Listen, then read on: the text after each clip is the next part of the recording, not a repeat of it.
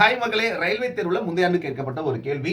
ஒரு வரைபடம் கொடுத்துட்டு இதுல எத்தனை முக்கோணங்கள் இருக்கு அப்படின்ற மாதிரி கேள்வி. அதாவது கவுண்டிங் ஆஃப் ஃபிகர் அப்படின்னு நம்ம சொல்லுவோம். சோ நல்லா பாருங்க, இதுல ஒரு சதுரமா கொடுத்திருக்காங்களா? எப்பவுமே ஒரு சதுரம் அல்லது செவ்வகம் ரெண்டுல ஏதாவது ஒன்று கொடுத்துட்டு இந்த மூலையில இருந்து மூலைக்கு எக்ஸ் மாதிரி இப்படி பிரிச்சிருக்காங்க அப்படின்னா இதுல 8 முக்கோணங்கள் இருக்கு அப்படின்னு நம்ம சொல்லலாம்.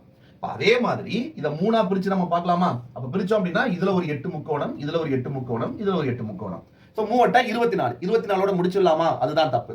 இப்போ பிரிக்கப்பட்டிருக்கல, இத ஒண்ணா இணைக்கும் போது ஏதாவது முக்கோணம் கிடைக்குதா அப்படின்றத கவனமா பார்க்கணும். இப்போ ஃபார் எக்ஸாம்பிள் வந்து பார்த்தோம் அப்படின்னா நமக்கு ஃபர்ஸ்ட் இவங்க ரெண்டு பேரை மட்டும் நம்ம ஒண்ணா இணைச்சோம் அப்படின்னா இந்த லாஸ்ட்ல இருந்து இந்த லாஸ்ட் வரைக்கும் இதுல ஒரு முக்கோணம் கிடைக்கும், கீழே அதே மாதிரி ஒரு முக்கோணம் கிடைக்கும். அப்ப இதுல ஒரு 2 முக்கோணம், அதே மாதிரி இவங்களை நம்ம ஒண்ணா சேர்த்தோம் அப்படின்னா இங்க ஒரு 2 முக்கோணம் கிடைக்கும். அப்ப எனக்கு 24 பிளஸ் 4 28 முக்கோணங்கள் அப்படிங்கிறது சரியான பதில். இதே மாதிரி ரயில்வே ரீசனிங் கேள்விகள் ஃபாலோ பண்ணுவதற்கு நம்ம அடா 24/7 தமிழ் யூடியூப் சேனலை சப்ஸ்கிரைப் பண்ணிட்டு தினமும் மாலை 7 மணிக்கு என்னுடைய ரயில்வே கிளாஸை ஃபாலோ பண்ணிக்கோங்க.